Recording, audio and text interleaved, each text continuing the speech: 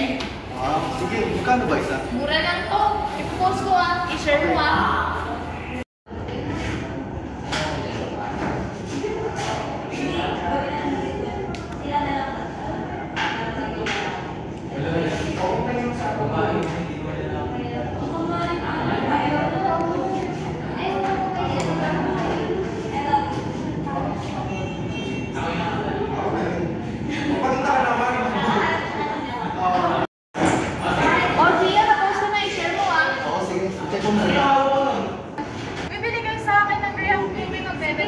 Magkano ba yan? Uy, ano yan?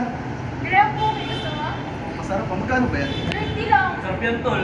Ang lasa niya? Gusto mo, diba? Magpupunta ako mamaya. Share niyo po. Share niyo mamaya. Sige. Okay. Sarap yan, masarap. I love you. Masarap yan. Send ko na lang sa inyo sa Gcash. Inaagawan mo ng customer. Sisiraan kita.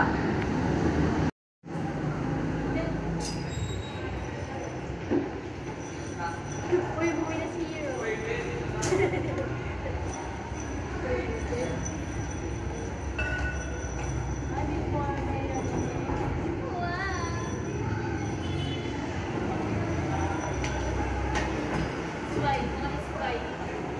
Mikaela, nakita mo bang po sila?